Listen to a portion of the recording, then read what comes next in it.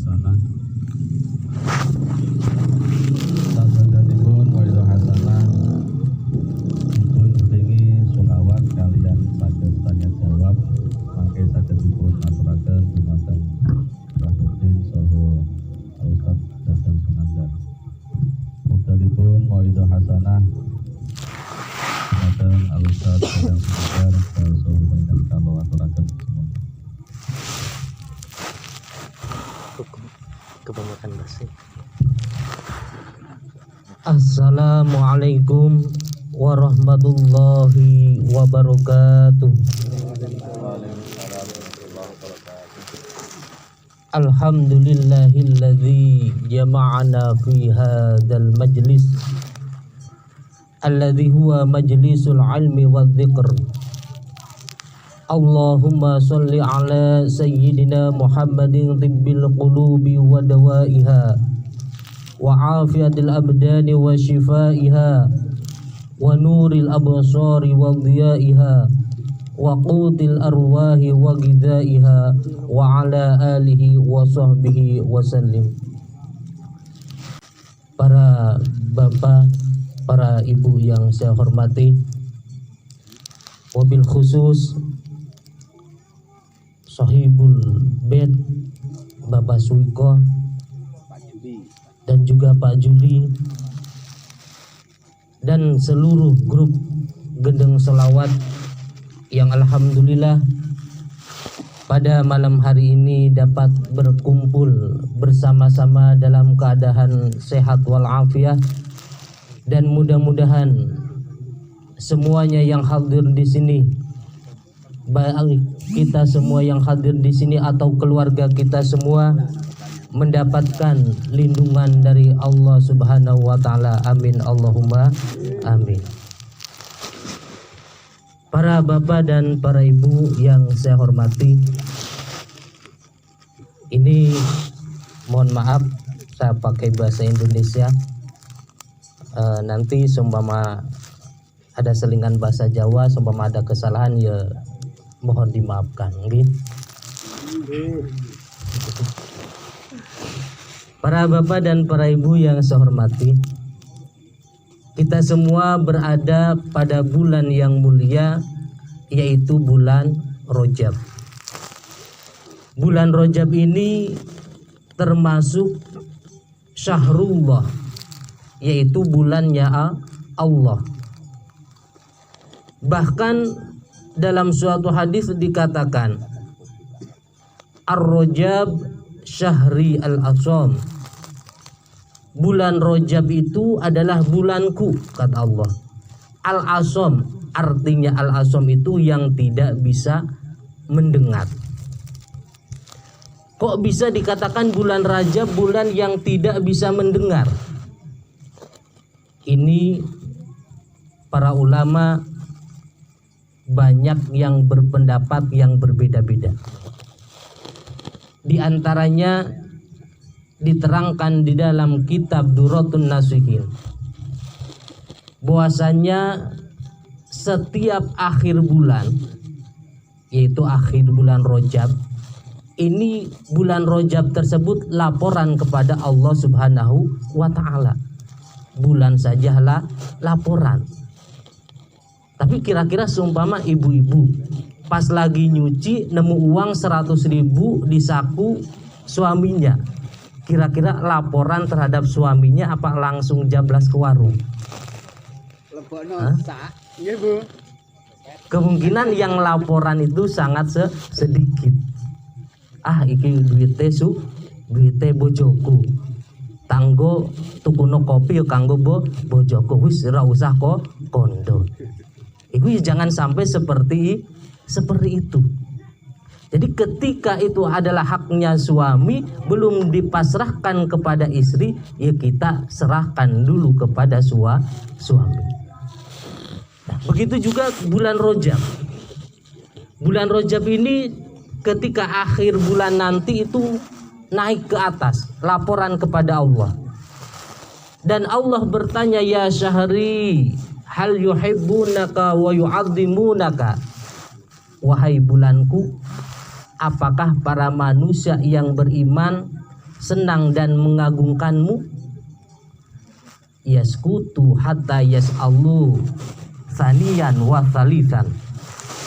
Bulan Rajab tersebut diam saja, tidak mau menjawab, sampai Allah bertanya tiga kali, wahai bulanku, apakah para manusia mengagungkanmu dan menyukaimu? Baru yang ketiga kali bulan Rajab tersebut menjawab, Ilahi, wahai Tuhanku, sesungguhnya Engkau zat yang maha menutupi aibnya para manusia. Engkau juga memerintahkan kepada manusia untuk menutup aibnya satu sama lain. Oleh karena itu, saya tidak melihat satupun kejelekan yang manusia beriman tersebutlah lakukan. Saya cuma melihat mereka melaksanakan amalan-amalan soleh, melaksanakan sholat, melaksanakan zikir. Itu kata bulan Rajab. Jadi orang yang membicarakan kejelekan orang lain, yang memfitnah orang lain itu tidak disebutkan oleh bulan Rajab. Akhirnya Allah pun dawuh. Kemudian Allah dawuh, wahai bulan Rajab, sesungguhnya aku tahu bahwasanya para manusia tersebut banyak yang lalai, banyak yang melakukan kejelekan. Tetapi demi mengagungkanmu, maka kejelekan tersebut aku maafkan. Nah, ini kemuliaan bulan Rajab ini, semua amalan-amalan kebagusan dicatat oleh Allah, sementara amalan-amalan kejelekan tidak dicatat. Tapi para ibu jangan sampai berpikiran gini, mumpung bulan Rajab kejelekan enggak dicatat. Akhirnya gawe perkara sing dilarang. Seperti halnya gunjing atau membicarakan kejelekan orang lain, termasuk mengambil uang suami tanpa izin, itu juga sama, tidak boleh. Bahkan di dalam kitab tersebut ada suatu riwayat atau suatu cerita, ada seorang perempuan yang tinggal di Baitul Maqdis. Perempuan tersebut setiap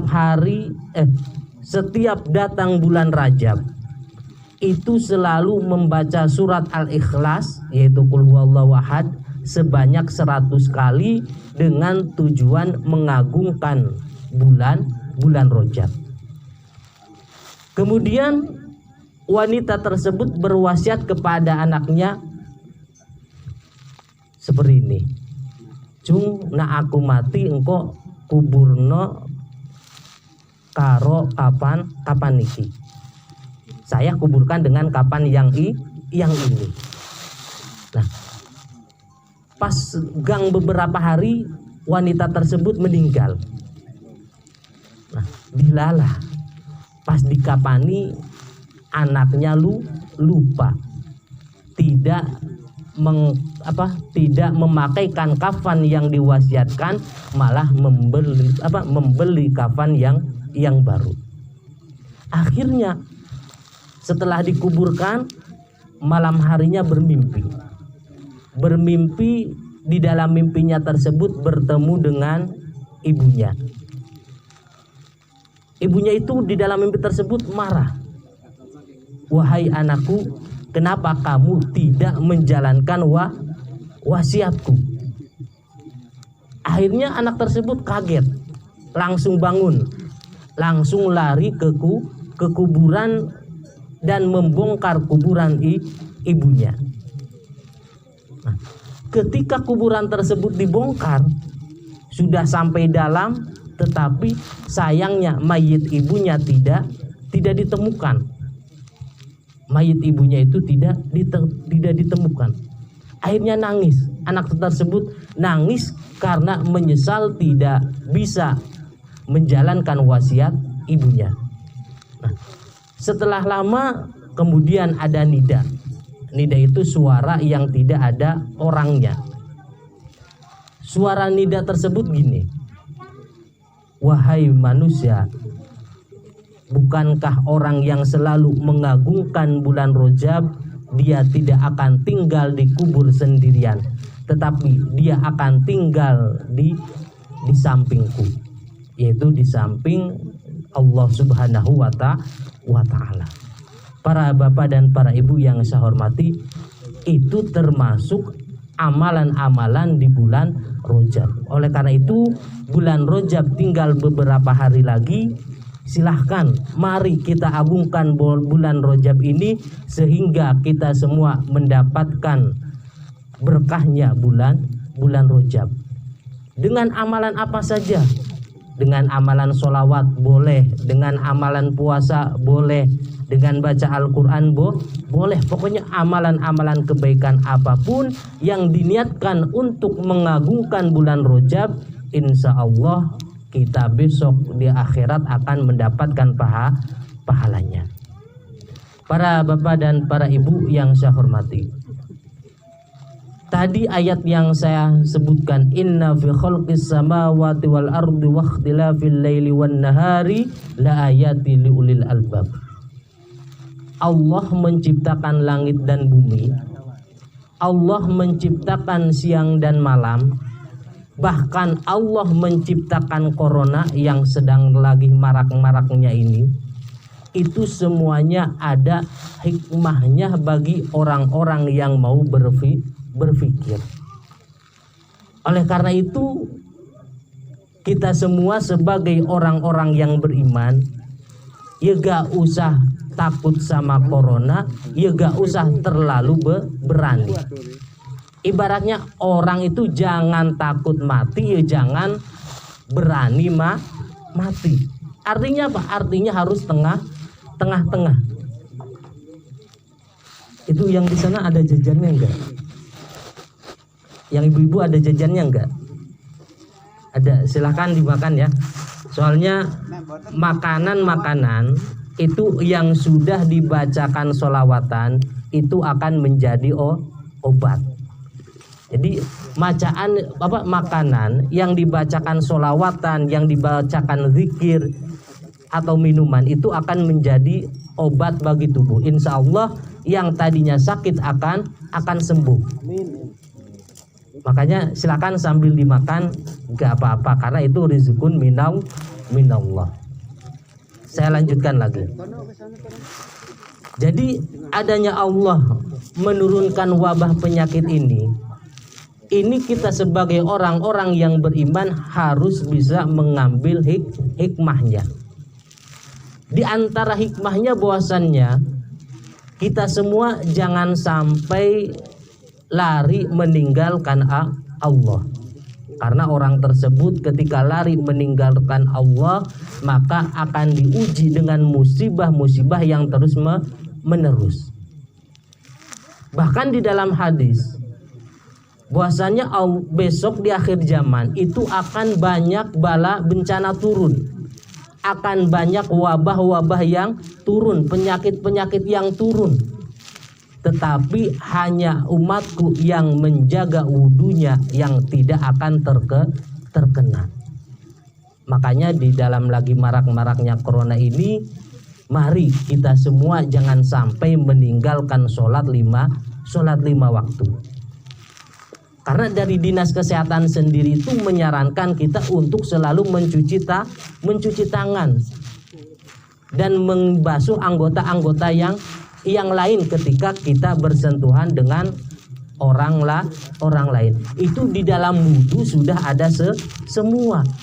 Mulai basuh tangan, mulai basuh muka, basuh tangan dan yang lainnya itu di wudu sudah ada semua. Insya Allah orang yang selalu menjaga wudunya, orang yang selalu menjaga sholatnya tidak akan terkena oleh wabah-wabah penyakit tersebut termasuk corona. Dan kita juga harus yakin bahwasannya penyakit tersebut yang membuat Allah dan juga yang akan mengangkat penyakit tersebut adalah Allah Subhanahu wa Ta'ala. Para bapak dan para ibu yang saya hormati, ini saya tidak akan lama-lama karena nanti ada sesi tanya jawab. Jadi baik dari Bapak ataupun Ibu yang mempunyai pertanyaan di dalam masalah keagamaan khususnya, ya, silakan boleh dipertanyakan, boleh ditanyakan, gak usah malu-malu.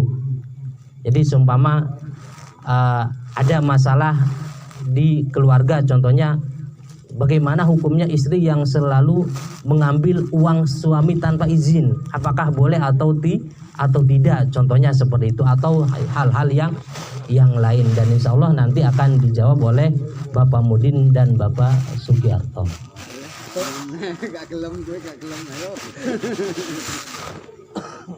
Para bapak dan para ibu yang saya hormati, mudah-mudahan dari apa yang telah saya sampaikan kita semua bisa mengambil manfaatnya, baik sedikit ataupun banyak.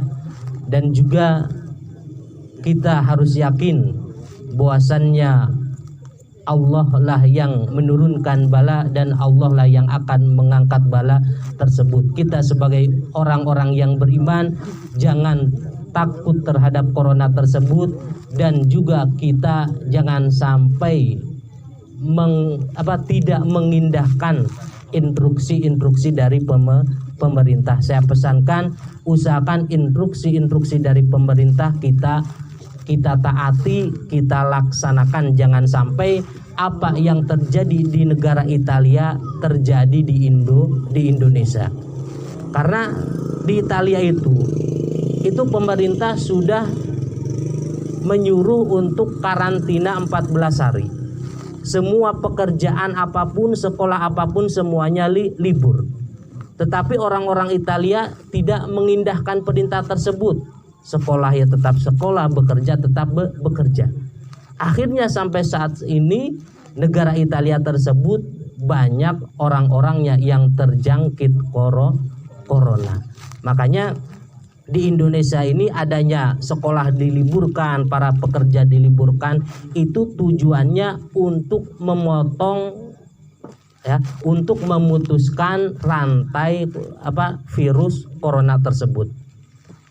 Karena pada waktu 14 hari ini kok masih belum selesai, itu bisa ditambah 14 hari lagi. Tapi mudah-mudahan dalam 14 hari ini semuanya sudah terputus dengan bersih, sehingga di Indonesia ini sudah dipositifkan aman dari penyakit corona tersebut.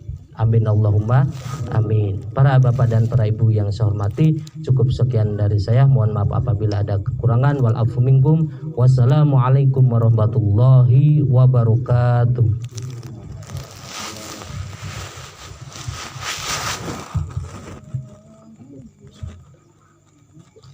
Selamat dicek lah pertanyaan. Selamat dicek. Barangkali yang ada mau Allahumma sholli wa sallim